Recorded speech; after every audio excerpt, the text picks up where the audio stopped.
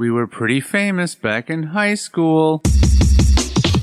Trust us. Had a whole future ahead of us, but now we suck. All that potential now is flowing in the aqueducts. Through the sands of time, many did forget. But now our time has come to resurrect. But a podcast. Sad I know, but can you blame us? We are desperate to be much more than high school famous.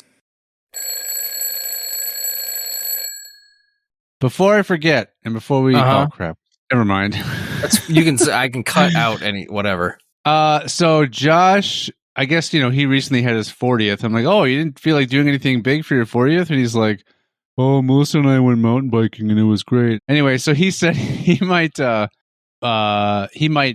plan some sort of thing at some point. And then he said, which I don't know, no one can ever ask you anything directly. They always ask me, do you think Matt would come if you got enough notice? I said, well, maybe, but it would depend because we already have a few Minnesota trips kind of planned out this year. Well, one thing I said to him, I said, it's a greater likelihood if it already lines up with a trip he's already got planned for coming here. Yeah. But I said, I don't know. I mean, you'll have to ask him. And to be fair, the trips we have planned to come out there are going to be revolving around events. Very good. That already exist. So it will all depend on that. Of course. But it doesn't mean I wouldn't be able to make an appearance or something. Make an appearance. Well. And yeah, I don't know. He hasn't formally announced anything. He just I'm like, oh, it was your 40th. You didn't feel like doing anything, wow's wackadoo. And he's like, yeah, my wife and I went riding our bikes. He just says my wife and I. Assuming that's not what he actually said. No. And you're more so saying that because I'm recording this. No, that's not what I wasn't saying that for the recording at all. My partner. My significant. Yeah. My insignificant mother. The insignificant mother of my children. Yeah. I think that hopefully spouse, I hope significant is implied with referring to your spouse already. Not for everybody. Why do you think some people... I might leave some of this in. I know. Yeah, I was just wondering, when is this going to... Anyway, well, let's say you're someone who, there are people who practice polygamy and they have the multiple wives or many significants. Or maybe one is significant. Maybe one, or maybe a couple are significant. Some are and just there. It's not the first one. It's like one of the middle ones. Yeah, because the first one, you're like, all right, I'm getting married. This is what you're supposed to do. I'm dipping my toes into this whole marriage idea. And the next thing, you're like, okay, all right, I get to pick a second one. Let's really think about this. Let's take our time. And it's like a starter home. It's the one you get First so that you can... Yeah, it's the one you get so you can build equity and then buy something bigger and nicer later on. Yeah. And that's what I always look for in a wife, something bigger and nicer. I took out a wife equity loan. Yeah. Well, sometimes sometimes bigger isn't always the way you want to go, depending on, it's an upgrade, but it doesn't necessarily mean it's bigger. It's just. Yeah, it could be newer. Yeah. There you go. It could have more features or, let's say the original house was curb appeal. Yeah. Which, you always want your spouse on the curb. That's what you want to think about. Like hanging out in the corner, attracting those potential buyers. Yeah, nicer pipes, maybe. Sure. Less leaks.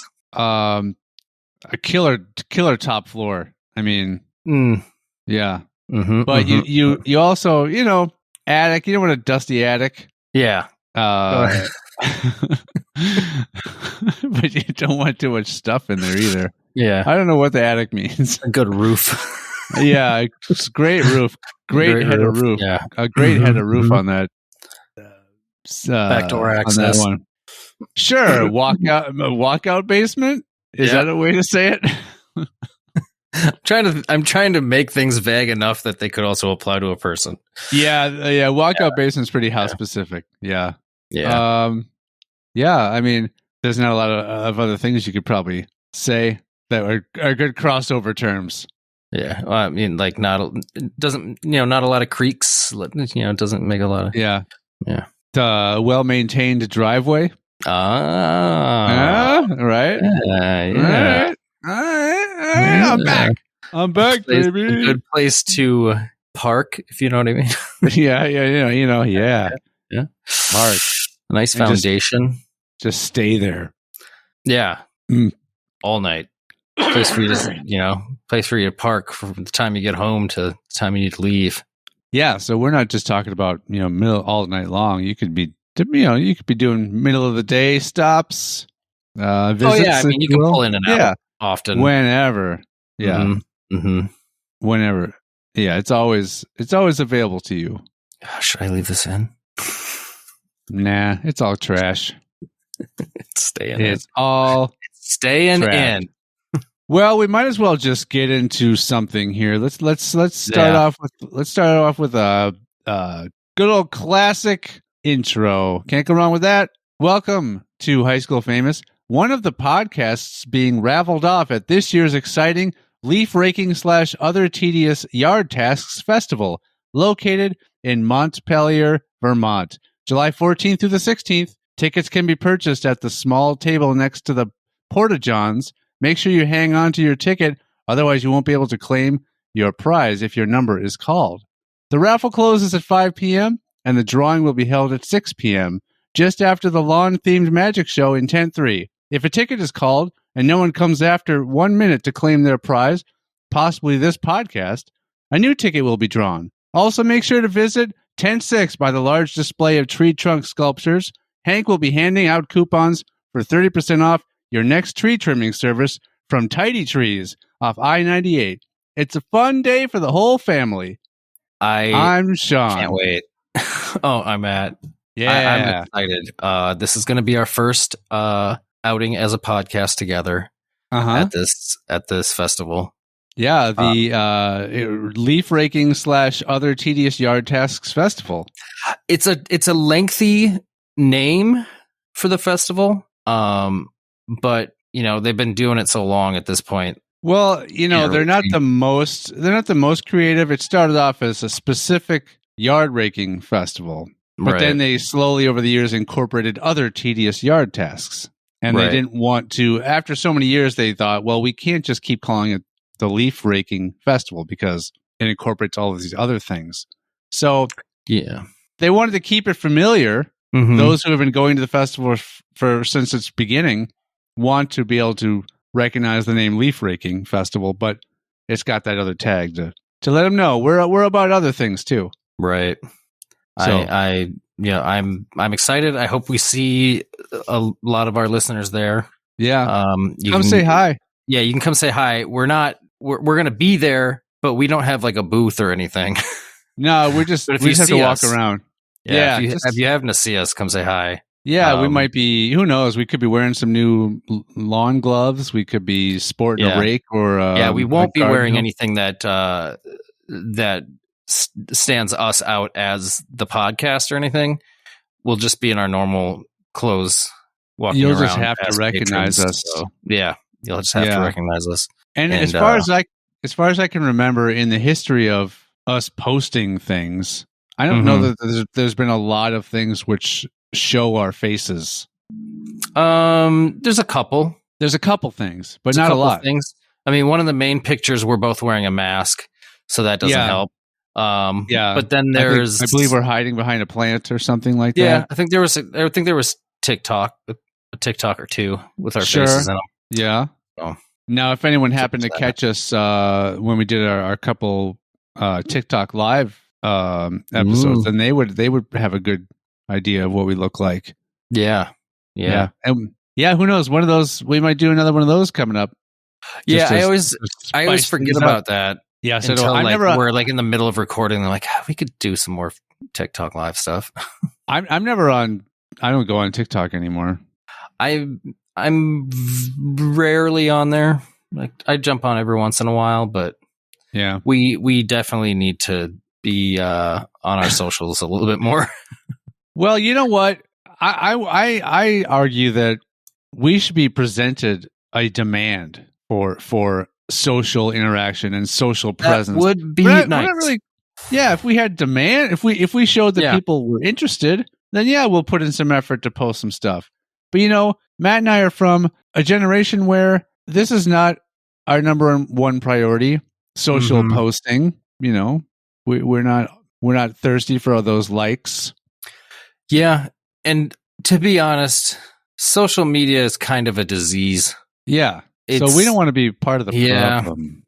It can be. It's one of those things where it's a manageable disease, but a lot of people catch the bug and are so deeply embedded into it that it ruins their lives. And to be honest, I don't think I have a high enough attention span to be a person who's just always on social media. Yeah. And me either. Most of the time, it's just a sickening place full of awful, awful people. Not everybody, but a lot of awful people. That's all. Rant concluded. Yeah, it's I don't quite understand. Again, you and I, we're just like slightly outside. You're right there. Yeah. Just, anyway, we're both just slightly old enough to be outside of that, and so we're the end of that generation that grew up without the internet.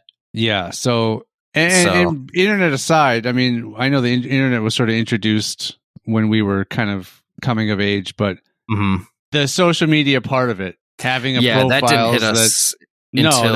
We were already in our 20s. Yeah, I think so. Like mid to late 20s before social media started really getting annoying or big. I just remember, although I think I also thought this once websites were first becoming a thing, but whenever Facebook was really starting to embed its DNA into like every fabric of society, and all of a sudden all these companies and news stations, basically anything you can imagine would say, Facebook like us on Facebook, like us on Facebook. Yeah.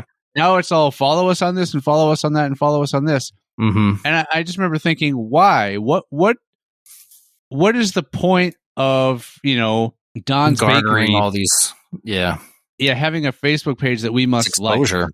It is, but I guess that's just what it is. But again, at the time, Facebook wasn't so. Yeah, it didn't have its roots so deep in society's soil.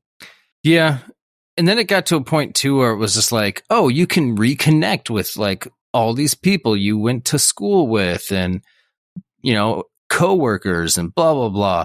And I'm just like, for a while, and it was with MySpace too to really date us. But it was this whole thing of like reconnecting with all these people I went to high school with, and I was just like, I don't really remember a lot of these people that well, and also I don't think I was really good friends with a lot of these people. So it got to the point where I'm just like, why am I following or friends with all these different people on Facebook that I really didn't hang out with or anything in high school or after, or these coworkers that I no longer work with? Like, why am I trying to maintain all of this? So like every once in a while, I just go into this like hate dump of just deleting a shit ton of people that I'm just like, I don't know why. Like, we don't talk on here. And the only thing that happens is every once in a while, I see what you've been up to on your feed or on my feed or whatever. And it's just like, I don't care. Yeah. And like, you look at it and you're like, dick, but like, I don't give a shit. Well, and they don't care about what you're doing either. So it's not it's one-sided. Yeah, and it's not like they're posting it so I see it. It's like, no, yeah. So they're not tagging you in it or saying, "Hey, check this out." Like, so, and you look at it and you go, "Yeah, do I want to comment on this?" No. Like, oh, they went to the lake this weekend. Yeah, okay. I know. With their kids that I don't know, and their husband that I don't know, or wife that I don't know, like, and the person I barely fucking remember. Like, I couldn't. Yeah. There's certain people who are just like, I remember knowing you in school, but I could not pinpoint a single interaction we have ever had. It's a memorable one. Like, I know we've talked. I know we had classes together, but I mean, odds are in the entire, say, just your high school years, let's just isolate it to that. You probably interacted with pretty much everyone in our grade, just in a small tiny ways throughout Yeah. those 3-4 years. So the odds are you did have some sort of interaction with every single one of them, but there's only a few that I can even recall. Right. So I just can't I don't have the energy to keep up with. I tried with Instagram for a little while. Like I'm going to take a crazy, like sort of semi artsy looking photo every day and post that. And I'll just try to keep up with that on Instagram. Plus I was still working downtown. So I had more access to potentially interesting things to take pictures of. But that lasted like a week or 2 weeks. Like it didn't last very long at all. I did 1 month I did a selfie every day for 1 month in December of like 17 or 18. Yeah. I have to go back and look. And that was exhausting. To take a selfie. Because it's like, okay, I got to take something different than the one I previously took. And like, I think that's about every day. That's too much. I think that's about the time that I had filtered you out of my feed. Maybe. I know you got sick of it for a while. I know you got sick of my Twitter for a while because because my stupid biking app, because I would run my biking app every day just to track my rides to keep track of my calories and how many miles I've ridden, and it would post to Twitter every time I did it. Yeah. And I would like to and from work, so it was twice a day that my Twitter. So there's a long period of time, because I don't go on Twitter, but there's just a long period of time where it's just 2 posts every day for like almost an entire summer, probably, of riding. Just that's what my Twitter feed was. I'm like, who the fuck would ever want to see this anyway? Like, who's following me that would want to see all my rides? Well, I mean, unless they're trying to pinpoint my location. Well, no, it's anyone like some people will, let's say they're starting a new sort of physical regimen or whatever. They like, I'm going to start biking every day. And then this, maybe they'll post it because, this will keep me accountable. Like, so if people have to see that I'm biking a certain route or biking every day so that I know that I'm staying on top of it. Cause if they see that I didn't post, they might message me and say, hey, if I had a following, that would make a little bit of sense. But also, if I were to then also like post other things in between that of like, just a picture of something or a post saying anything about like anything, biked this many miles today and I'm down this many pounds, or like, this is my meal prep for blah, blah, blah, and like having like a fitness centric Twitter account would make sense instead of just my rides. And it was just like information. It wasn't even like an interesting thing to like look at. It was just like this many miles, this duration. Yeah. It was just the dumbest shit. Well, it was whatever that app you were using automatically dumped up onto. It just until you said something, I didn't even realize it was happening, and then I looked. I'm like, oh yeah, there's like 40 something Twitter posts of my rides every day. It's just ridiculous. My extensive Twitter history is, for the most part, just posting something whenever I would get a new follower. Yep, I remember stating that I got a new follower, and great for you because you're not going to get much. Whenever someone follows me on, I still occasionally will get an Instagram follower or something, and I'm like, you prepare to be disappointed because I don't post anything here. But I literally put all my accounts on like that's request only. Like you cannot just follow me. You have to request to follow me, and then I'll approve or deny. And there's the only requests you ever get are just like random, like I have no idea who you are people. So I'm like, why do I want somebody seeing into my life? Well, at least account I don't post on.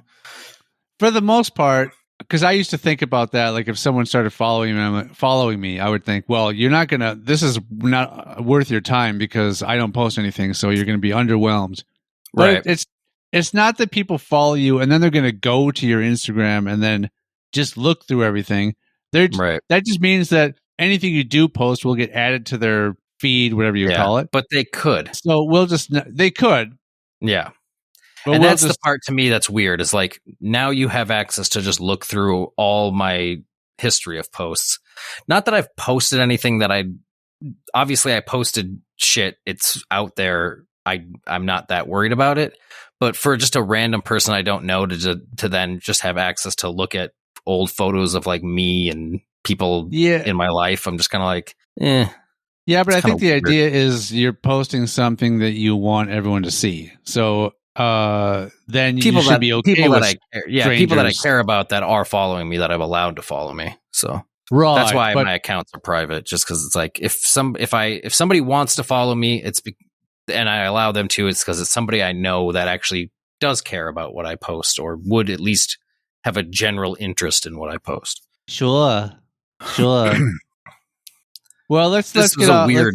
Yeah, this was just a weird thing. Like we didn't intend to talk about it all today. No, well, we didn't really have anything intended, but I do have a funny little. Well, it's not funny. I have a little thing to bring up in a little bit that is social media related. But let's do the dad joke first. Yay! I know we were wondering if this was going to happen. Oh, you weren't. You knew it was going to. Me and my other personalities. I'm going to do two of them. So the first one, yeah, I know. Hey, I got you an elephant for your room. Thanks, Dad. Don't mention it. Mm-hmm. Saw that coming? All right. Yep. Next joke. My friend asked me to make a donation to the neighborhood pool. I gave them a glass of water. Those are the good ones. I still don't understand why you decided to read both of them. Fill time. I don't know. To change this to say dad jokes. Yeah, see, there you go. Do some modifications. I pulled my book out just in case they were so awful I could read any other joke. Well, I mean, maybe we'll jump to that in a little bit. Yeah, I think we did okay, I guess. So this is something I wouldn't have expected to, but I guess I don't read Time, like as in Time magazine. I was about to. Forever. Yeah, I don't read Time. I don't know how to read a clock. Are we going backwards? So no, but it said who would win, and there's a reason this headline is here, and maybe this is allowed because it's time.com. It's not like an actual magazine printed article. Who would win? This is a weird way to word it. Who would win in a Musk versus Zuckerberg cage fight? Okay. And it says we may soon find out. Are they going to get are they going to fight? This makes it sound like they're going to fight, does it not? Yeah, it makes it sound we may soon find out, which means they're going to get into a cage and actually fight each other. Well, I'm here to tell you now that this is I think an intentionally misleading headline. Yeah. But it does tie back into social media because this is in response to some tweets that have been posted by Musk.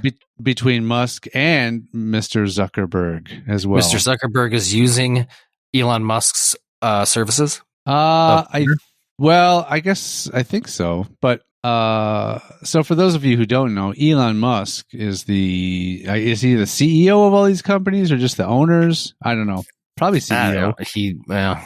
At this point, I don't know how much of what he owns he actually is involved overlooks with? And I mean, sure, he's involved in some aspect, but how deeply involved is he? I don't know. Well, I suppose, and with each new thing, he's got to be able. He has to be less involved in each thing as new things come in. You'd think, So he had SpaceX, he had Tesla, and he is now the owner of Twitter, and Mark Zuckerberg. Other things. Mark Zuckerberg, sadly, as we all know, is the man behind Facebook, which is now Meta. Which, to be honest, nobody calls it that.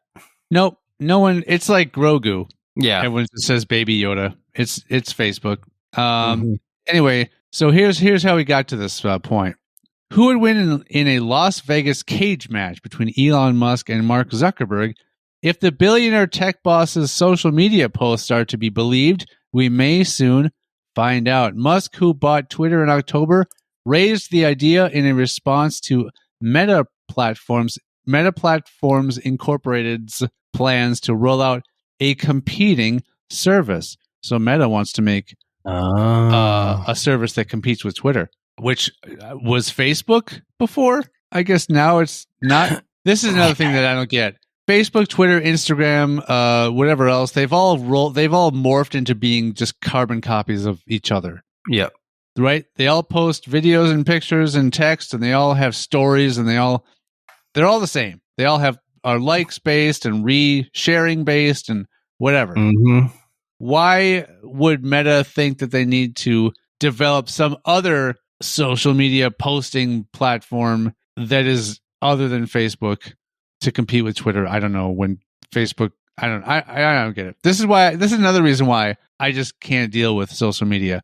I don't understand it. There's constantly new shit that's just like, okay, this is the thing now. Like, and if you're not on top of it immediately, if you jump on it a month later than everybody else, you're just buried in the fucking bottom of nothing, and you can't get any footing in any of these damn things anyway.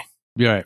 So someone named KW Markov at AOL.com on Twitter posted, "Better be careful at Elon Musk. I heard he does jujitsu now." And then Elon Musk says, "I'm up for a cage match if he is, LOL." So he's laying it out there right now. That's it. That's what it is. Well, no, there's more. Okay, man, I was gonna say, if that's it, it's obviously a fucking joke. Well, of course, and to post a whole article about it based on that one thing. No, so Facebook founder Mark Zuckerberg, the world's 10th richest person according to data compiled by Bloomberg, then posted on Instagram, of course, a screenshot of Musk's comments. So he takes a screenshot of a Twitter post and posts it on Instagram. He's too above actually just replying on Twitter, just adding it or whatever. Yeah. Yeah. Commenting with the caption, "Send me location." So they're both up for it, right? This is going to go down. Oh, are they going to do it in space? I hope so. That's would be fucking badass. Musk's turf. I would pay-per-view that. I'd pay-per-view that shit. Cage match. Between these two tech billionaires. Hell yeah. Man versus lizard. Anyway, in later tweets, Musk, the world's richest man. So we got the 10th richest man, and Musk is labeled as the richest. Dig right in the fucking article itself. Like, right. Ouch. Said, "If this is for real, I will do it." He proposed the Las Vegas UFC Octagon as a venue and jokingly described his typical workout, throwing his children in the air. And this is the part that was the weirdest to me. And his combat technique, lying on people in a maneuver he calls the Walrus. What? Yeah. So that part I was like, just lying on people? And that's a combat technique? So the whole thing was like just sort of cheeky and like, okay, they're just fucking around. La la la. And then this is a total Musk style. He just goes describing a maneuver he does called the Walrus, where he just is lying on people. Yeah. I want to know, to who does he do this? Like, is he there at Tesla headquarters, just lying on his employees, lying on employees for a while? Because I mean, he's that strange. We've done bad today. Yeah, you didn't meet last month's Walrus position. You didn't meet last quarter's quota. Go to the Walrus room. I will be in shortly. Yes.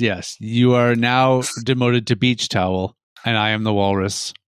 I will tusk you. Zuckerberg also recently shared details. Oh, so he got all lame about it. Maybe they're not related, but he went into some actual thing he did where he's like, I ran a mile and did 100 pull-ups and 200 push-ups and 300 squats and another mile, all wearing a weighted vest. So I'm guessing that was a separate thing that he wasn't saying in response to Elon Musk's silly walrus thing. But if it was, what a buzzkill, Mark Zuckerberg. Well, I mean, let's way be to take honest. It too seriously. These guys don't have any real grasp on what reality is. When you're that fucking rich, you just don't know. And to be honest too, I mean, Elon Musk is a little off already. Well, yeah. Well, I mean, Mark Zuckerberg is a little off. Yeah. Maybe not as clinically off, but I mean, if there's a movie made about you and you're played by Jesse Eisenberg, you are beyond socially awkward. You think that's the thing? Is That's Jesse that's the Eisenberg? gauge. Yeah, I mean Jesse Eisenberg played Lex Luthor. Yeah, but that's not a real son person. of Lex Luthor. I don't know. I didn't watch the movie, but that's comparing apples to oranges because it's like playing a real person versus playing a fictional character. Like you can't. I know, gauge but it that way. In my defense, I named the only other part that I remember just Jesse Eisenberg playing. Oh, he was also in Zombieland. I don't know his character's name in that movie. And whether or not it was based on a real person. It was not. Right. So I don't know of any, honestly, other than The Social Network, I don't know any other like real person he's played in a movie. And as you could also tell by my pause and hesitance in saying the name Lex Luthor, I barely remembered that. Yep. So yes. So if you have, so I guess if this is all we can go off of, right, is the only real life person that Jesse Eisenberg has played is Mark Zuckerberg. Right. Then we're 100% accuracy rate on you're socially awkward if Jesse Eisenberg plays you in a movie. I guess I still don't understand why that's the gauge. Is Jesse Eisenberg notoriously socially awkward? Or he just plays socially awkward characters? Have you heard him speak? No, he's socially awkward in real life too. Okay. Now I can understand where you're getting at with that because I'm just like, I don't get where this is going. Ugh. Hey, I'm just trying to do something here. This is you've done it, sir. So is there more to this article? No, but I would just want to go on record and say I am fairly confident, even though Zuckerberg posted some crazy training thing he did, just on the Walrus move alone, I would go on record to say that Elon Musk would beat Mark Zuckerberg in a cage match. Yeah, and also he'd be throwing his children at him. Mark Zuckerberg? Well, no, he'd probably be throwing them he'd throw them up in the air, and maybe Mark Zuckerberg in that situation would be like concerned enough about their well-being that he would and he would, throw him off guard a little bit, and then boom, laying on top of him. And who's laying on top of Musk? Well, Musk would have just immediately lay on top of him as soon as he his attention went towards the kids, the concern for the kids being thrown up in the air, and Musk would just lay on him immediately. And Musk has people that can just catch his kids for him. That's that's what's going on.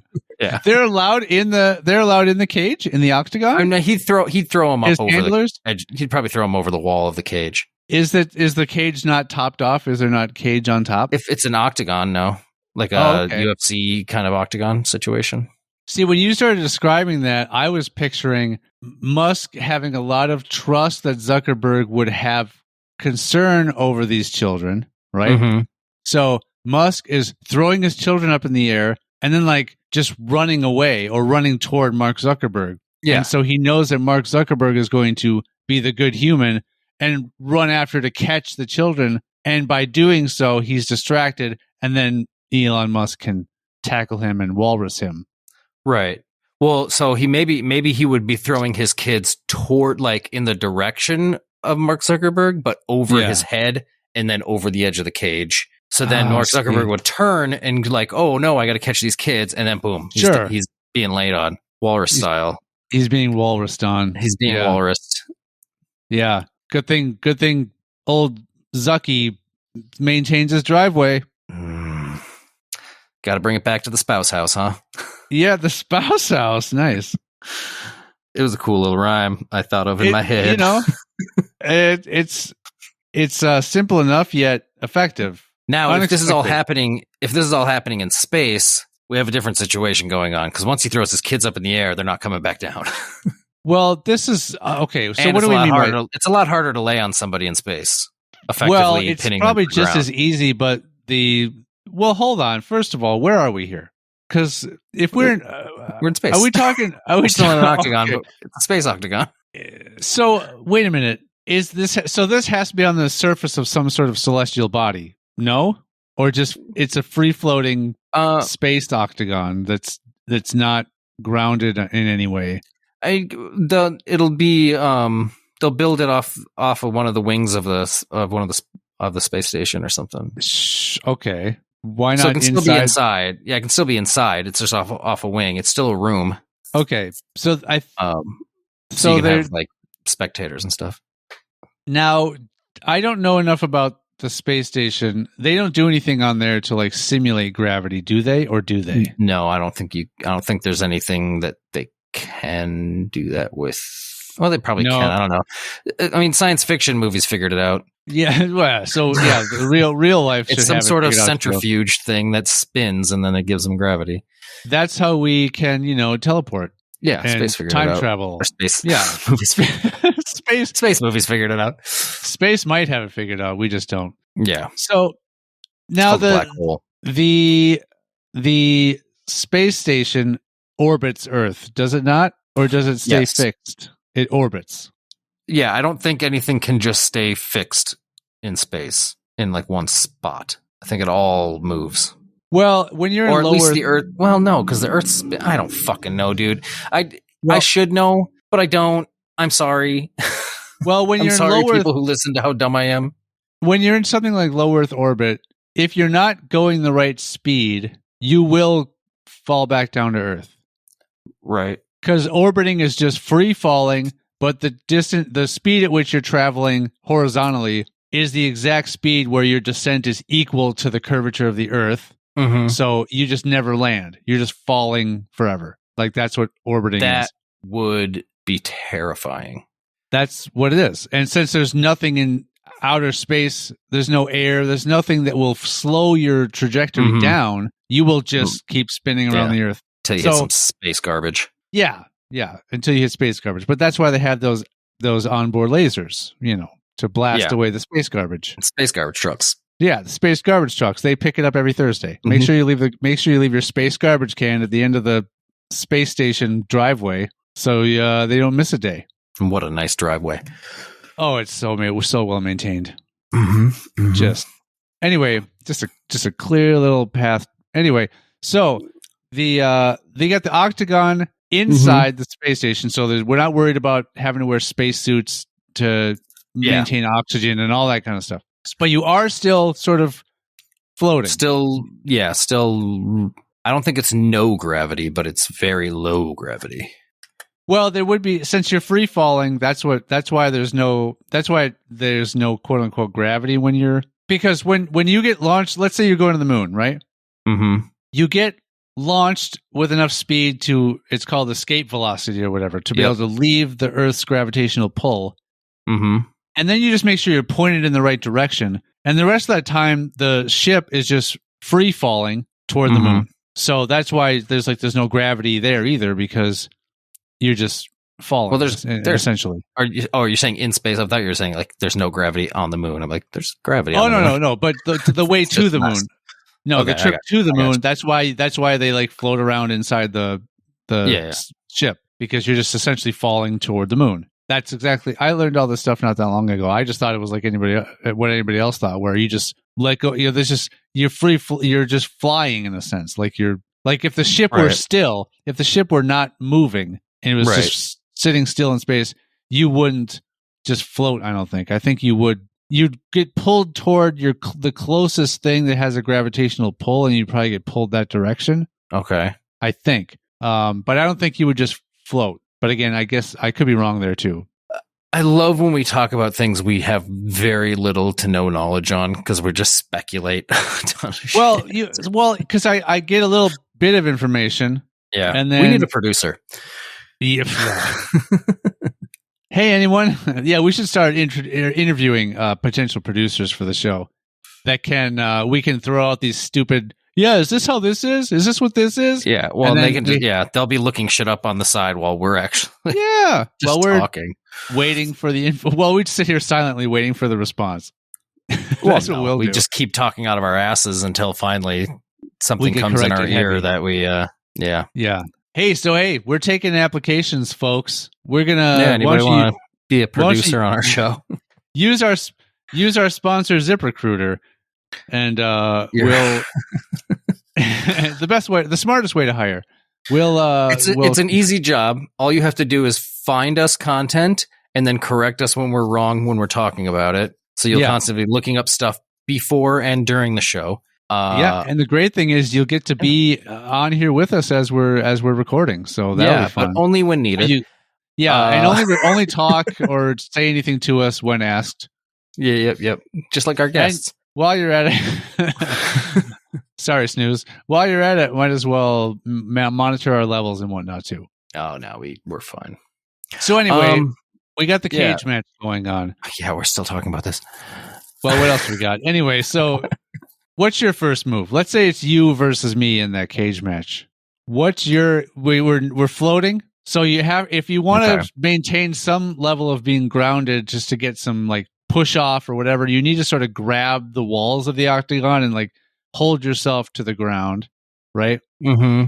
And then be able to try to jump off toward me or whatever. What's your first move? I guess just some sort of like push off lunge spear attack at you. Yeah. But the biggest thing that sucks, right, is I launch myself from one side of this thing towards you. You see me coming. You can just launch yourself in a different direction. I can't stop myself till I get to the other side. So I can't change direction to come after you. Yeah. Well, me either. If I launch myself another way, I'm doing the same thing. I'm just crashing into the other end. Mm-hmm. So it's probably going to start off with, a lot of us just pinballing around the octagon for a little while. Yeah, I was going to say we're sort of ricocheting until our paths happen to meet.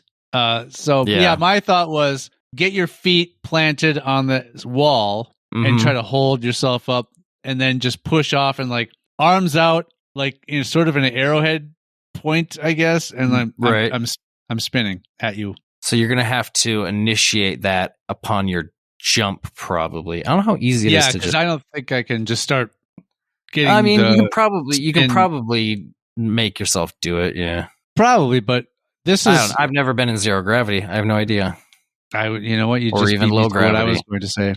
Yeah, I've only ever been in normal gravity. I've been in massive gravity. Yeah, I've been closer to the core.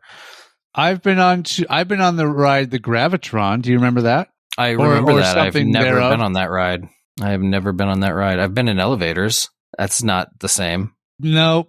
But you do have a split second of lift. Like you are. Yeah. You're where you kind of get pushed, you kind of get squashed down if you're going up, or you kind of like when you're going down. Yeah. Yeah. When it starts to go down, just forward. Yeah. Yeah. That's wild times. Oh, I mean, there's nothing more thrilling in an elevator. Well, that's true. Yeah. That's not even a joke. Other than when people have sex in elevators, or when elevators malfunction and they either trap you in them or free fall. That's more thrilling, or at least more frightening, or it's less dull. It's less boring. The free falling part, or the stuck elevator part, or the sex part. Any of it is less boring than just a traditional elevator ride. Oh, so what if you combine them? I mean, that's the most have sex in a free falling elevator that you're stuck in. Well, that's for those like adventure, those thrill seekers that they it's almost like when you're doing it in public with kind of what kind of gets you going is the possibility of being caught. Yeah. Mm-hmm. Where this is like similar to, let's say you have sex while skydiving or something. There's that element of danger. Right. You don't know. And rather than like on a burning Viking ship. Or a burning Viking ship. Yep. Second most common adventurer sex. Die. Might as well be burn to death, followed by drown. During the first part of a plane crash, like before it hits. The plane's going down. Yeah. So the descent could be. Who is there? I don't remember where I heard this. If it was a comedian that talked about it or something, but there was a whole thing about like when a plane starts going down and then everybody starts like panicking and screaming. They're like, I think it was I think it was David Mitchell, British comedian, where they were saying like, "Well, you don't need like." Somebody said something about like not having to like panic during a plane crash or whatever. He's just like, "Oh yeah. Don't scream now. We're fine now. Scream once we actually hit. Like, no need to panic while the plane's going down. We're fine now." I don't agree with that. It was just, I know, it was just this whole thing of just like, it's kind of weirdly true, but also not like. Like, no need to panic. Yeah. The plane's just going down. We're not dead yet. But when you hit, I'm getting it kind of right. Maybe it's slightly off because when you hit, there's a good chance you'll die on impact, and then you wouldn't be able to panic or scream. If you're lucky, you will die on impact. Yeah. Well, what if if you're lucky, you'll survive unscathed. But if everybody's gonna, if you're gonna, especially depending on where a plane crashes, if it's like the middle of nowhere or like the middle of the ocean, I kind of feel in certain situations, I would rather just die instantly than survive and be stuck somewhere where I may not get found, and then I have to like slowly die. How poignant, Matt. Based on recent events. Well, are you talking about the submarine thing? Yes, I am. I have my opinions on that. I don't. All right, let me go into a little something here.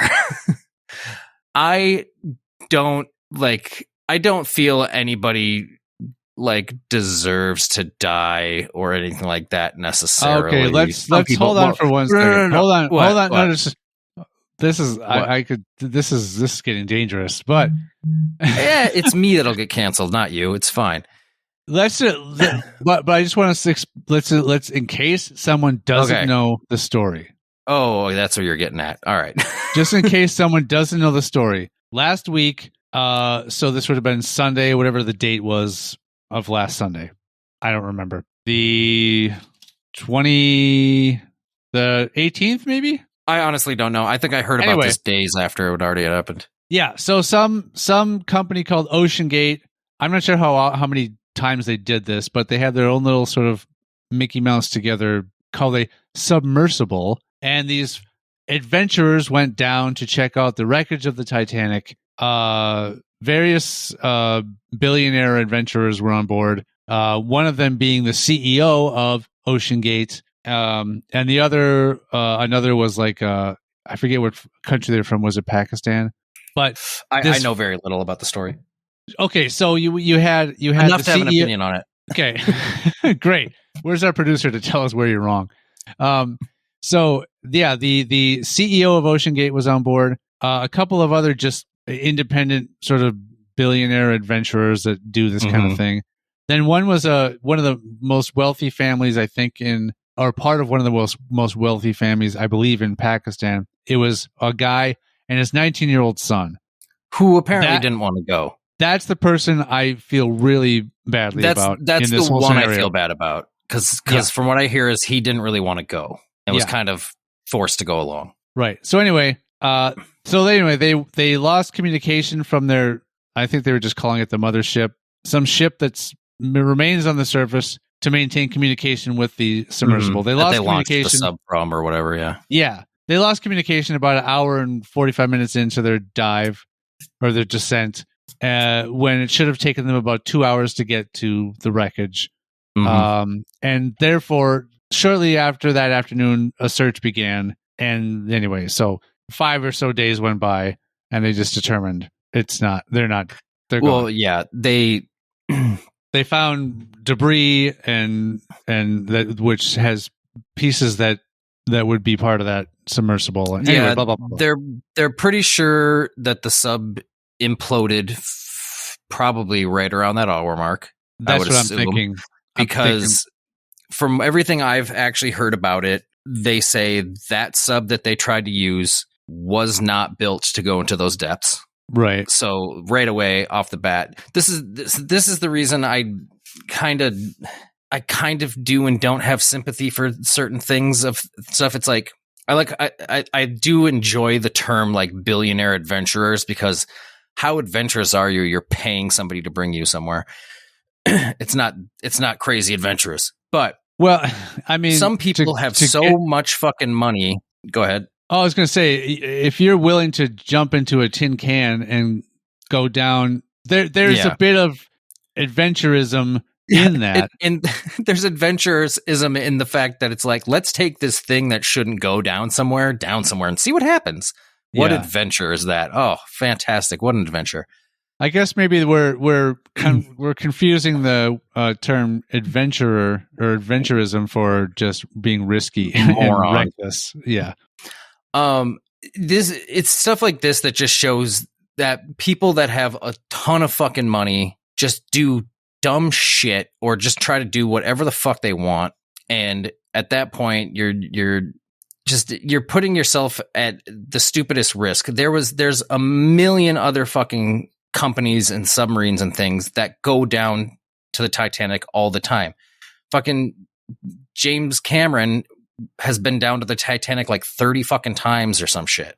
Like, right. It's gone down there a bunch. So there's obviously a ton of submarines and capable people that can do that. And it's like, if you're already a billionaire and you're spending all this money to go do something like that, did they not research this company to go down? Like, did this company seem confident enough that yes, their submarine was good to go that deep? But from everything I've heard is people who knew anything about that class of a sub knew that it wasn't capable of going that deep.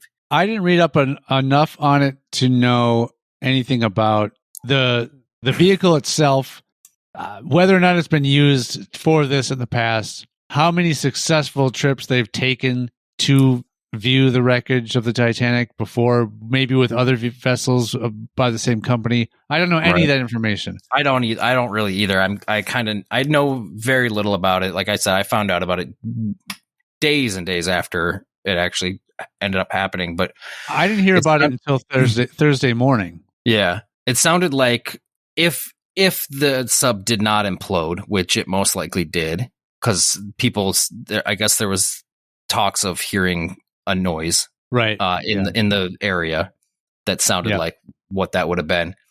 They also, if that didn't kill them, then what would have ended up happening is they would have just died by running out of oxygen, like within a couple days. I don't think they had I think they said they only had like 9 hours of oxygen or some shit, or maybe it was more than that. I can't remember. 96 hours.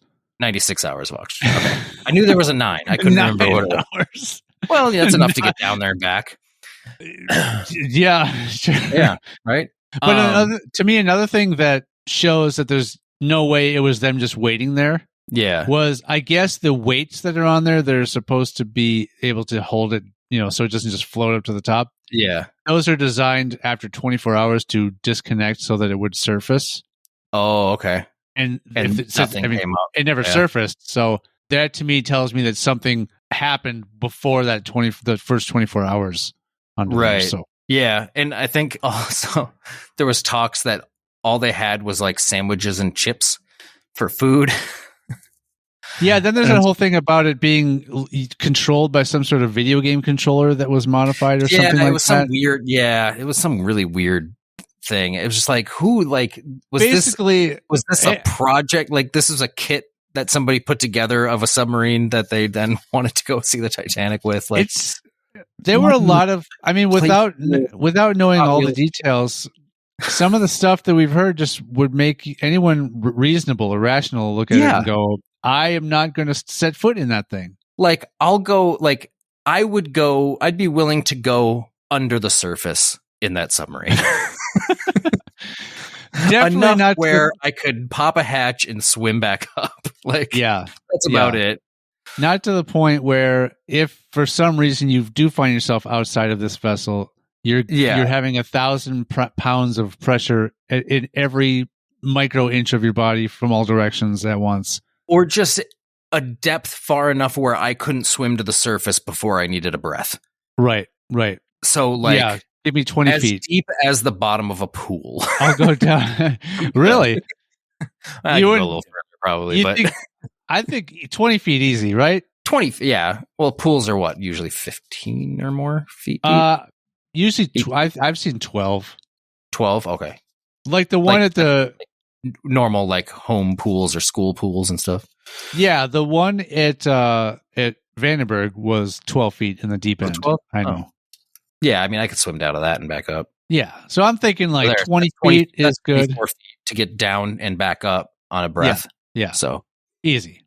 yeah, 20 feet deep in a submarine, cool. That's I'll do decent it. enough. That's but if it keeps going down, like if something goes wrong and it keeps sinking more, and the thing is once that pressure is there, It's you can't get out. It only increases, and you can't open. I know, Yeah, you can't because open the anything. pressure inside would have to match the pressure outside before you could open a hatch. Yep, unless just sheer strength. But who's got the strength to do that? Because that's why they say if your car starts to sink, you need to open your windows, right?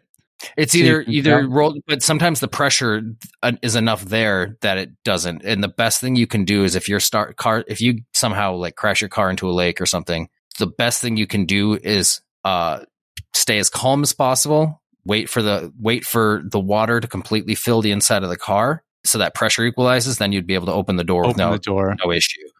Yeah. So and realistically, you could, depending on the angle it's pointed and all that, you could get your head up to the highest point so that you're not needing to take that last breath before you attempt to get out until just before the car is full of water. Right. So, I think, that's the best. I think you'd have a pretty good shot of making it out of that one. Now, again, the other factor is the rate at which it is sinking. Yeah. That's your only other thing that could be working against you. So one of my original thoughts when hearing about this whole situation was, one, I honestly hope that what happened was it imploded and everybody just died instantly. Yeah. Because I was like, the thing that would be the absolute worst is if something went wrong, they lost contact and it just sank to the bottom of the ocean and they're all just sitting there waiting to die for 96 hours. I'm like, the awkward situation that would be going on inside that submarine of these people just all sitting in there pissed off at that captain. Oh, yeah. Well, and the crazy thing is, they even said that I forget the guy's name, but the CEO, they're like, yeah, we're pretty confident that they know that if they're in a situation like that, they know how to be calm and relaxed to reduce the amount of oxygen they're using to make it last even longer. But if you're sitting there for days, you have to have moments where, even though you're supposed to be staying super calm and relaxed, you're going to be like, I can imagine people getting into fights and yelling and screaming at each other, just panicking. And who could just sit there calmly? I guess you have to try to lengthen the amount of time you can be in there to get any kind of shot of being rescued. But then you have to establish a pee and poo corner. Yeah. And that cannot help with the oxygen intake. Oh, can you imagine? Like, I like we said up top, the person I feel the most bad for is the kid, because it sounded like he kind of got dragged along, didn't really care to go.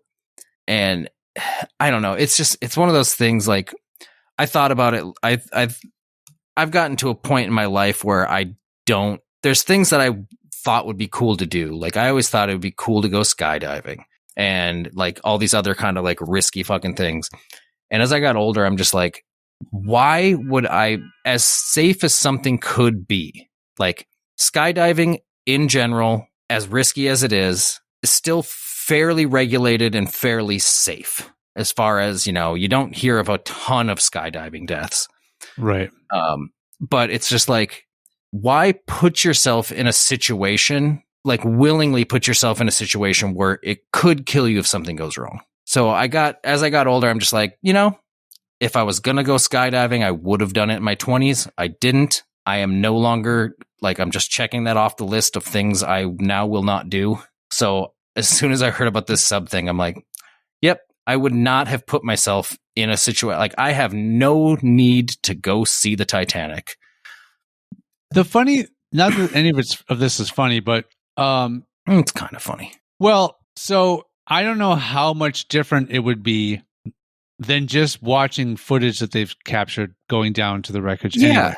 And they recently, I'm not sure, I know I saw something very recently about them being able to make a complete, 100% like accurate sort of digital recreation of I'm sure they've Titanic scanned it and remains. everything at this point. Yes, so they can blow it up, and you can like look at it from all angles and all this kind of stuff. I'm sure you can get deeper in it and digitally than you could ever do in a sub anyway. Right, because with the sub, you're limited to just the lack of visibility under the water. You have to have lights, but that deep, there's no light getting down there. You're going off of your lights alone. Mm-hmm. So any distortion or any stuff just floating around in the water that's going to block some of your vision of it is going to be. And I'm not sure exactly what this sub looked like. I think I've seen a picture of it, but I didn't pay that much attention. But typically subs like that can go down that deep,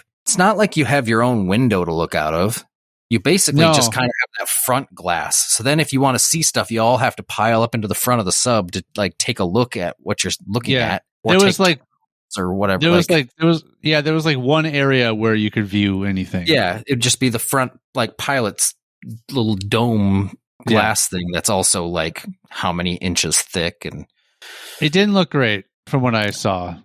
From what I saw of it, it literally looked like somebody's little submarine project that they built in their backyard. You know, like how people build those little single person like helicopters and shit.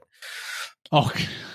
It's like that's basically kind of what it was. It was like the erector set version of a submarine. Yeah. That's like, I wouldn't go 100 feet down in that thing.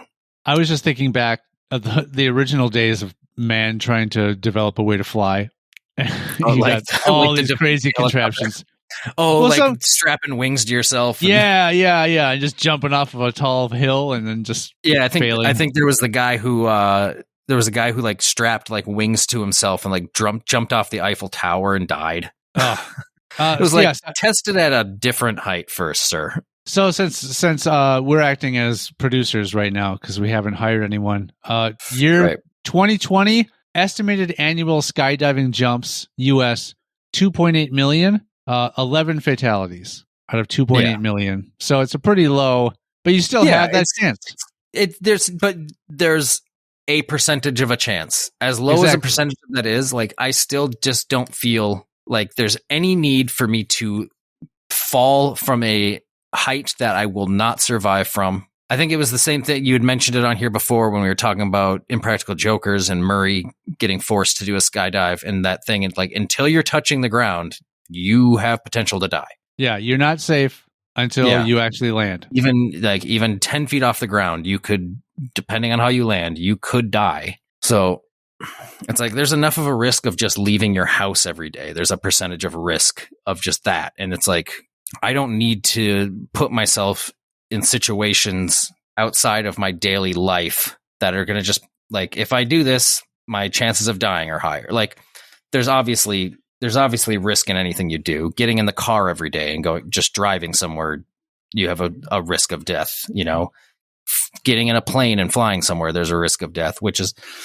it's weirdly crazy to think that you have more of a risk of dying in a car than you do of flying, because there's just a higher percentage of death related to those different vehicles. But it's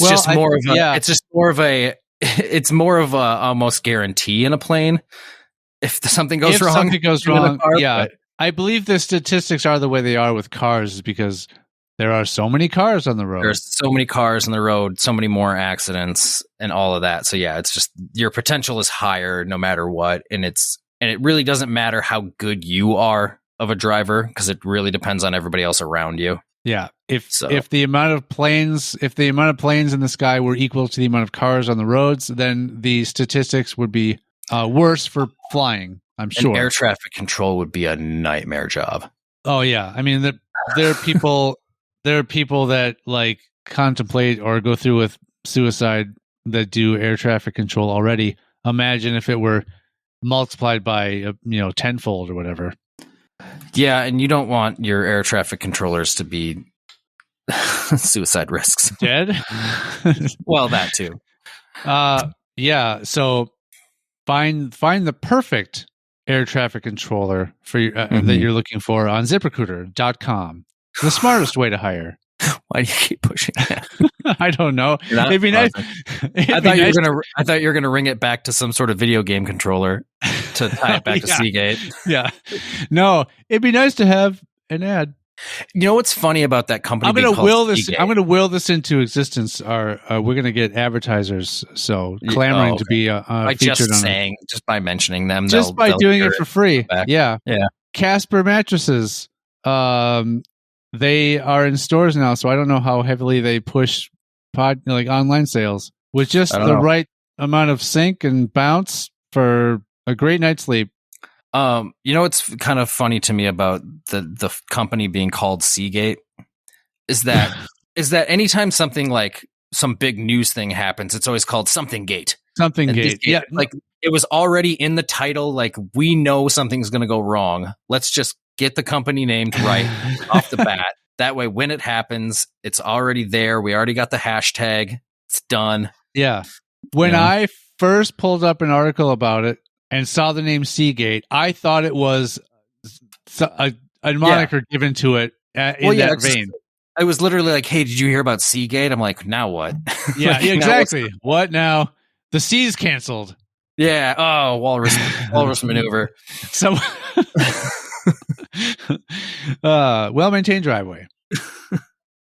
Yeah, that's exactly what I thought it was. And I'm like, Seagate, that's too broad. Like, can't we specify it a little bit? Like, It's like can't get more broad than that. I can't get more spot on than that. It's not as broad as you think, sir. well, no, but really, because what if anything else happens in the sea? You can't Oh, call yeah, it I know, Seagate because they've already got it. So you have to then get very specific after that, Yeah. like Atlantic Seagate or Bering Strait Gate. They'll probably like try to call it Titanic Gate. Yeah, I mean, there's that bit there, right?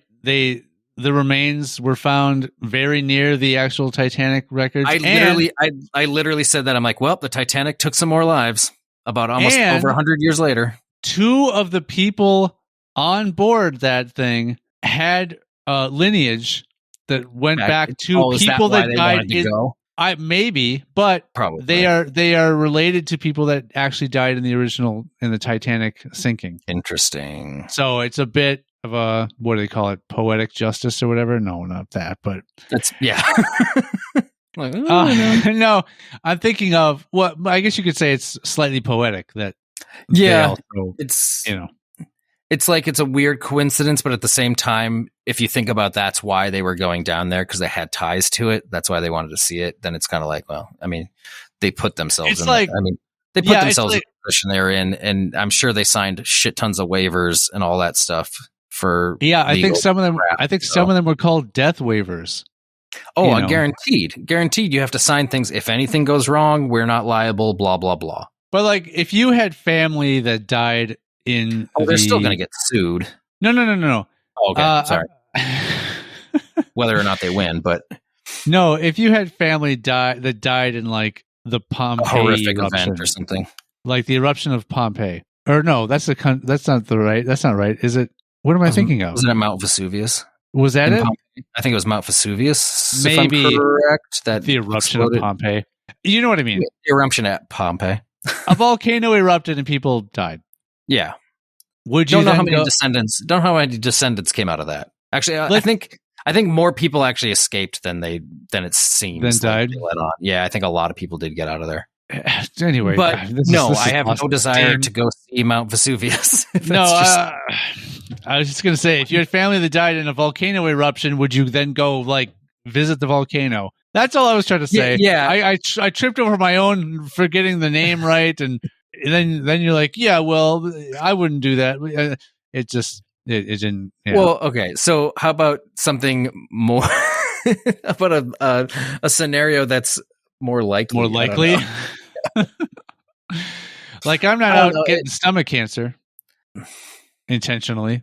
Well, I think it'd have to be like a horrific like event, not a disease or something. Yeah. Like obviously people go and visit the memorial at the site of the Twin Towers. I mean, that's too soon. Different, but it's definitely not.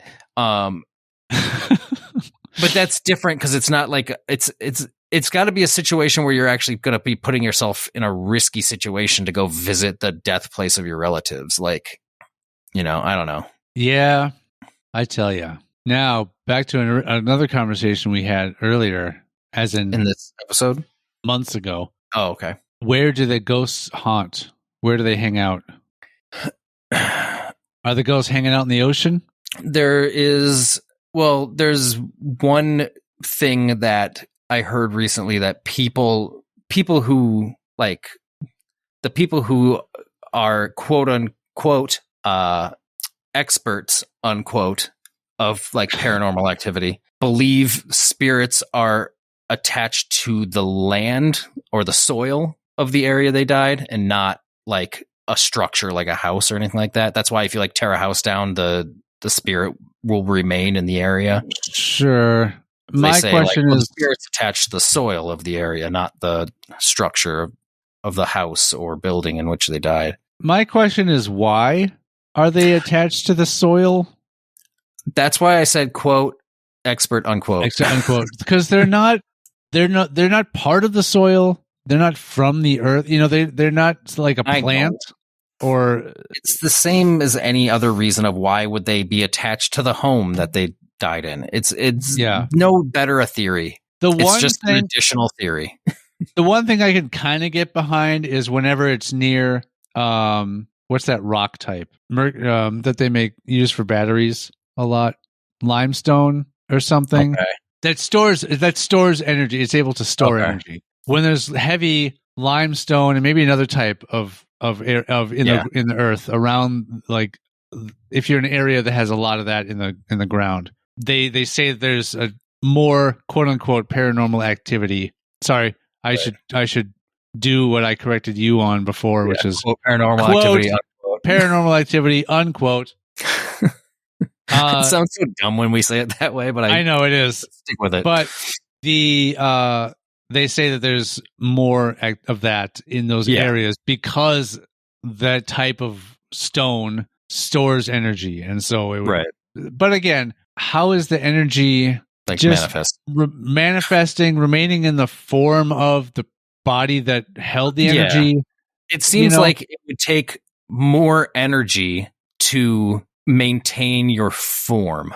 You know what I mean? Like you would have to like concentrate. I mean, you wouldn't be able to concentrate as a ghost. No mind. But you know what I mean? Of just like you'd have to like to be able to like maintain any sort of physical form would take more energy than just to not. Yeah. I don't know. It's all bullshit. It's interesting. It's bullshit to think about, but I mean, and the other thing that's funny too is like, why are only humans ghosts? You don't see a bunch of animal ghosts. Well, that, and it seems like so many quote ghosts unquote are from a very specific era, the Victorian era. I think as a kid, I really wanted ghosts to be real, and part of me still does. Like the cool, fun ghosts, not like the creepy, ghouly ghosts, though. Well, yeah, but it's a cool idea, and it's kind of that weird, scary, mysterious thing that you'd be if you experience something, you'd be both excited but also scared at the same time. It'd be a weird emotion or a combination of emotions. So I wish I do have a hope that not a hope, but I think it would be cool if that existed. Right. My realistic odds that it does is almost nothing. Like I doubt that there is any type of spiritual presence that remains on Earth, right, to just sort of try to contact us.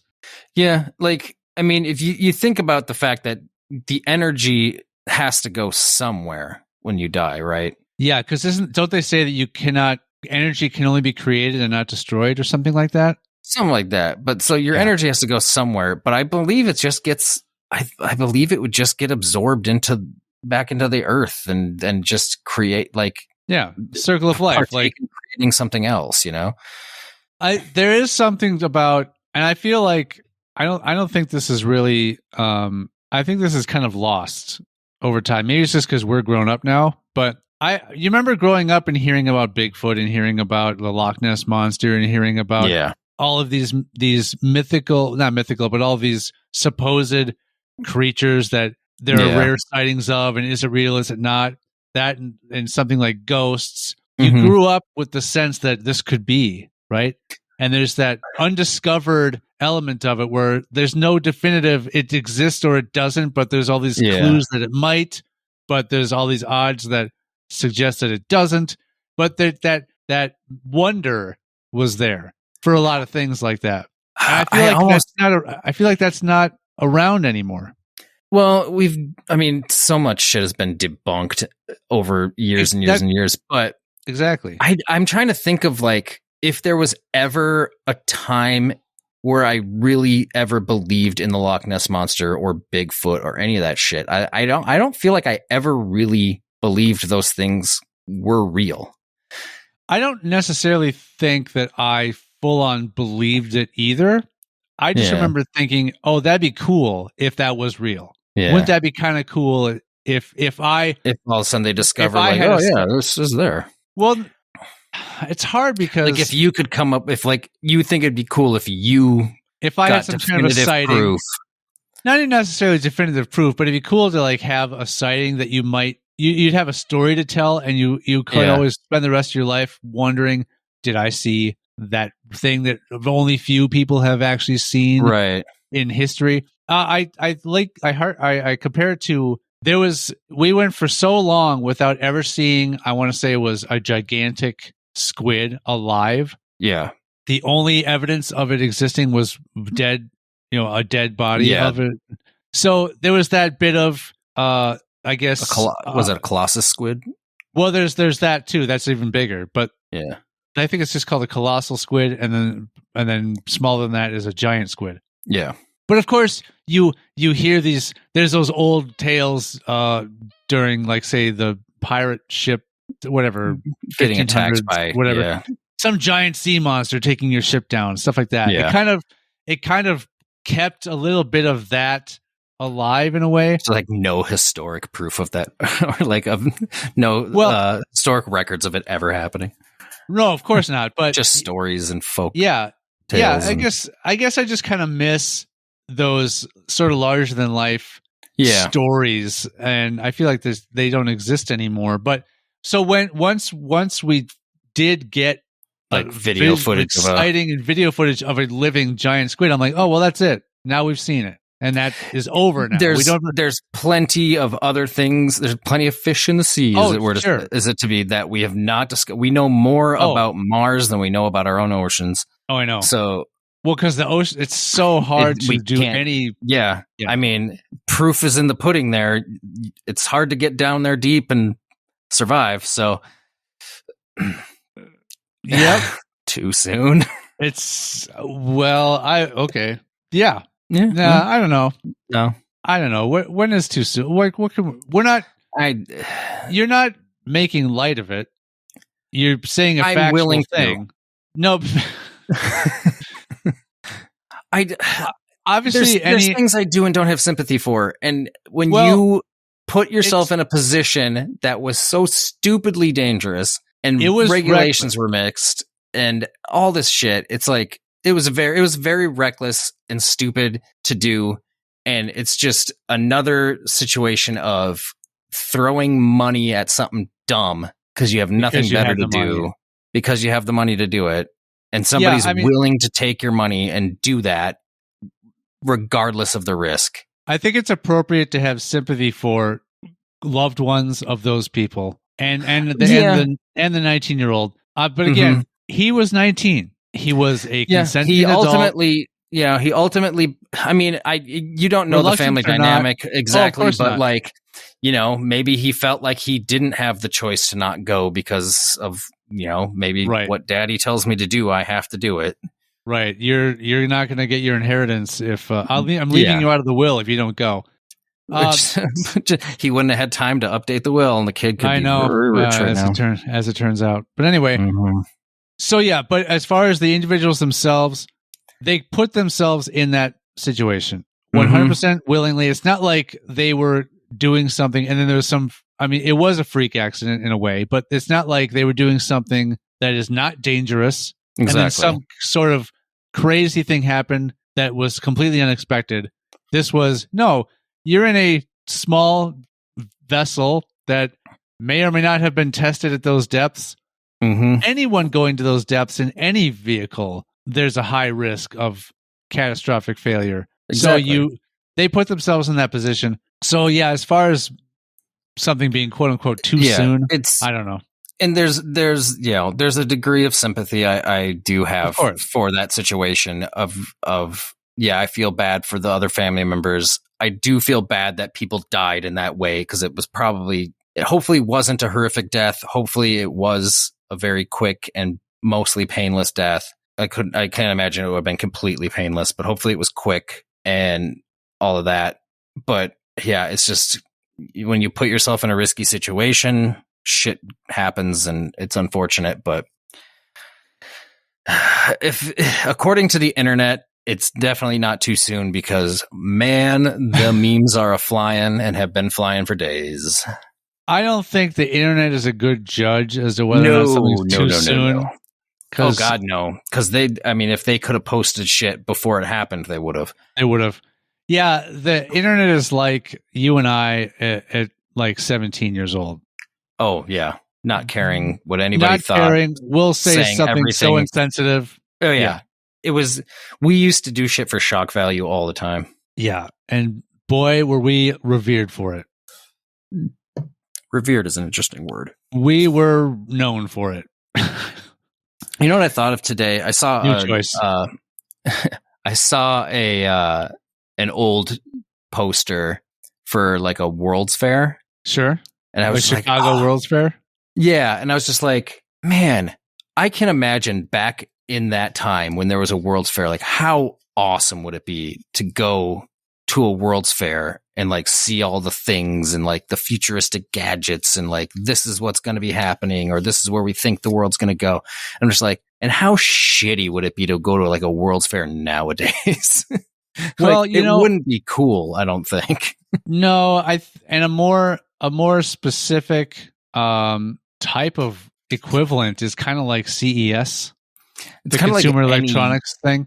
Yeah, or just like any of those sort of conventions, trade show convention kind of things. Yeah. There's just a million of them now for every like little specific thing.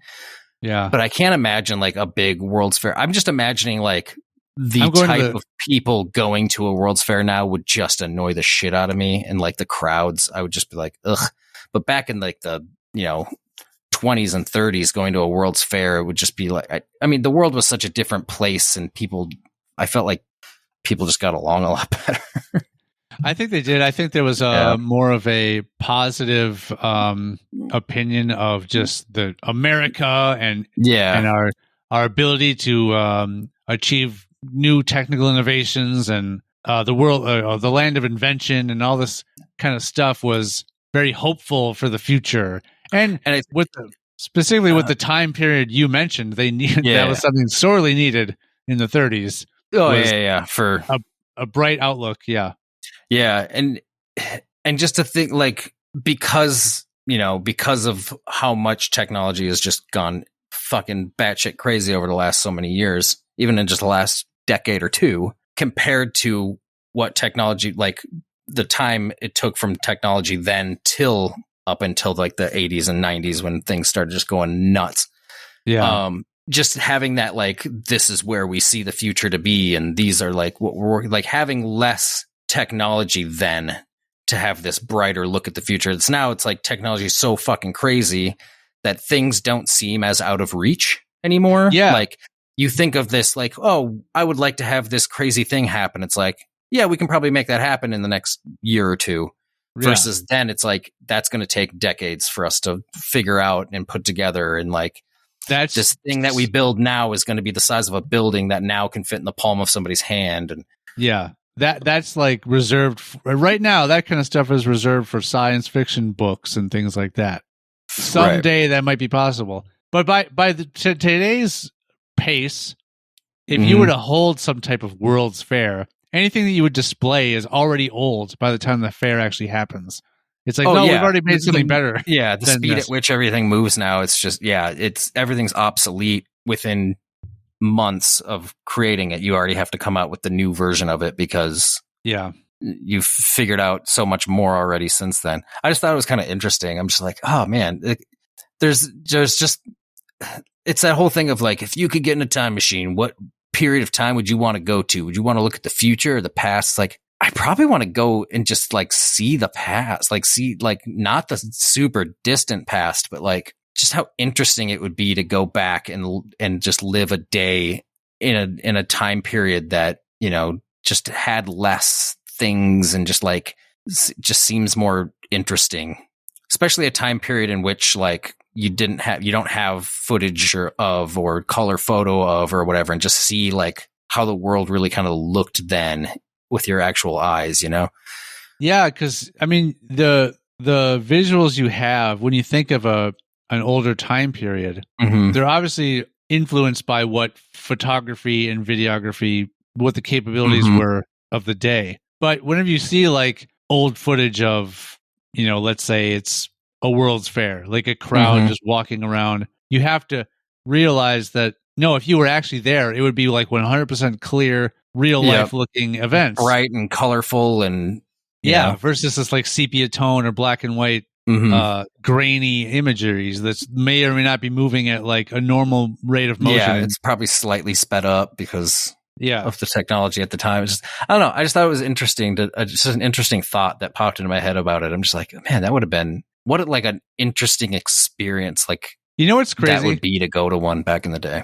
A few decades ago, at most, or at least, I would say, if someone asked someone what they would want to do with a time machine, the thought would probably be go to see the future to see what the world is like in the future. But now I think that's not what you'd want to see. The idea of what the future is going to become is not looking so great. It's frightening to think of that. Yeah. So the only reason you'd want to go to the future now, I think people would say, well, to figure out what I need to warn everybody about in present day. So I think it's more appealing. Again, but listen to this though. We're in a world of nostalgia where we're rebooting everything, or you know, now the appeal of a time machine would be to go into the past and experience things that have already happened. Yeah, to me, it wouldn't be like I want to experience a specific piece of like historical event or anything like that. It would be more of just like, I think it would be interesting just to kind of see the world through the eyes of that era of just a day in the life. Yeah. In the 30s and or 40s or whatever, and just see like, I think it'd be pretty cool. I think it'd just be super interesting because obviously you can you can depict it in a movie all you want, but in the end, there's still a big camera crew standing off to the side and like, a cell phone in your fucking pocket. So that's another sort of, unknown or whatever. Is it possible? Is it not thing that exists? Is time travel. We're like, would that be cool? Now, someday, if that ever does become possible, then it'll be like, oh, they did that. Now that wonder is gone. Dude, if it ever happens, it would immediately, like if time travel happened and it was like a linear thing, right? You go back in time and it's the same time that like it affects the future if you go back forward kind of thing. Which if that was how it worked, which weirdly doesn't make sense, the second anybody traveled, it would just immediately affect everything and just change the whole outcome of, like, it would change so many paths immediately. It's that whole butterfly effect thing. It would just, I always thought that it's never going to happen because if time travel ever does get figured out, then the fact that no one has quote unquote come back from the future proves that it'll never happen. Or that it proves that it's not linear. Not linear. Yeah, there you go. There's another. I would like to go back and just go to concerts. Yeah, see bands that you. I'd go to Woodstock. I'd go to see. I don't think I'd want to go to Woodstock. Well, okay, maybe not Woodstock, but I think what a weird. Oddly enough, as far as like let's say the Beatles, obviously they stopped doing concerts so early in their run. I would want to go to see the Rooftop concert. That'd be pretty cool. Because it's the only performance they did in their later years. They were together for what, 9 years or something? I think it was 7. Maybe that. 7 or 9. It was. They put a lot of music out in that short period of time. Yeah, but it'd be cool to go see Queen. It'd be cool to see Led Zeppelin. Yeah. It'd be cool to see all these groups that were before my time. Mm-hmm. Even a bunch that were during our time that have now broke up or a member died or something that, you know. Yeah. But just to see bands that you love but in their prime would be pretty cool. I mean, yeah, you can watch videos and it's essentially kind of the same thing in a sense, but you're not there feeling that energy and experiencing it. Yeah, there's always a little bit more being at a show than just watching one. Yeah. But I'd go back a couple of years and tell myself, hey, it's going to be all right. Talking about something specific or just don't get that crippling anxiety, dude. You're cool. I see. It'll be fine. Well, then wait a minute. Okay, hold on. That I would be cautious to do that. You know why? Well, here's why. The podcast never would have happened. No, that's not. Warn the world about COVID. No, that's not going to work. No, just let me talk, because you're throwing out all these ideas. If you're someone who has a lot of what? No, I know where you're going. Where am I going? Just tell me then. That I would freak myself out. Yes, you would give yourself anxiety early. Funny. I'm like, yeah, it's true. God. No, I saw where you were going, and I was enjoying it. I didn't want to stop you. I was just laughing. At least let me go there, though. You didn't let me go there. I was letting you. I was just laughing and enjoying it. You were throwing out all this other stupid stuff that I wasn't going to say, and then you just go, oh, wait, I know what you're going to say. I'm like, okay, great. Well, then what's the point of me saying it? Just do it then. Go ahead. Say it. You weren't letting me go there. No, go ahead. Say it. The listeners want to know. What I was thinking. What? Yeah, you would. I can't think of anything that I'm going to make up right now. That man, you ruined this for me. Well, it's what I do. And it's not like this was the highlight of my day. Like this thing I was just trying to say. I thought you're saying us recording. It's not like this was the best part of my day. Fuck that. That either. But I mean, this is a chore, people. We do this for you. We don't do this for us. No, we don't despise each other. We despise ourselves. So that I'm the one person that I can say I truly don't really care for. Yeah. Nah, it's not true. There's other people. One's dead. Great. This is a person I've actively said that I did not care when they died. I think I might know who this is. Yeah, I'm pretty sure you do. Yeah. So yeah.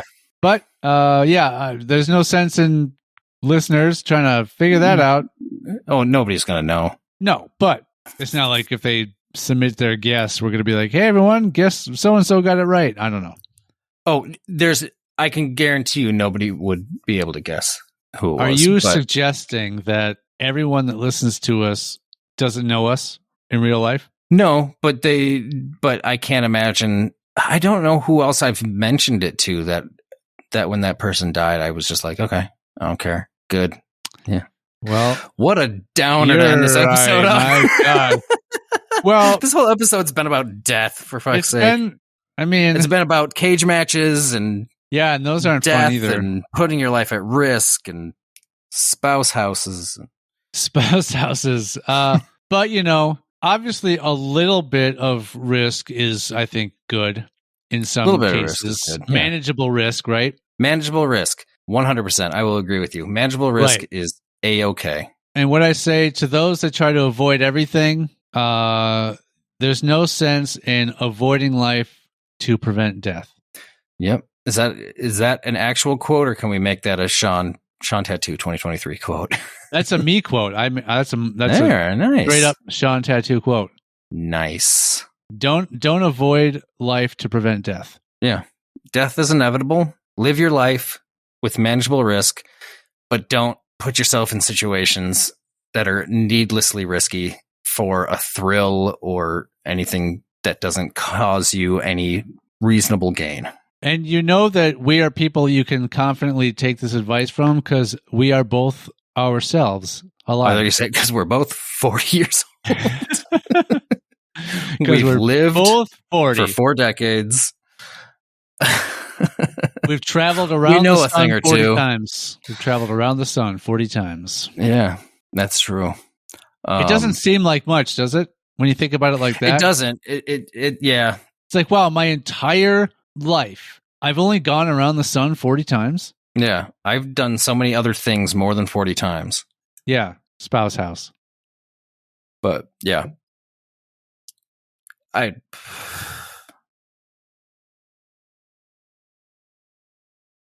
Well, that's a good time to end here. Yeah. Wouldn't you say? I like it. This feels like a good place to end. Yeah. That big piece of silence. Why not? Right into like this episode really took a too deep of a dive at the end. Pun intended. It really imploded at the end, I feel.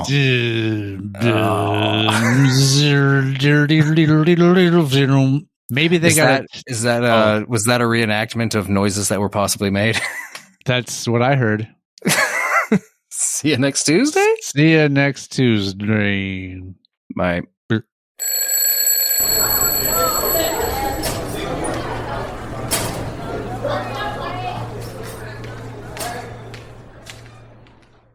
If you have a question, complaint, or threat for Sean or Matt, you can reach us on YouTube, TikTok, Facebook, Twitter, or Instagram at hsfamouspod, or you can email the show at highschoolfamous@gmail.com. No animals were pleasured during the making of this podcast, despite our best efforts. All hail our Lord and Savior. A wife equity loan.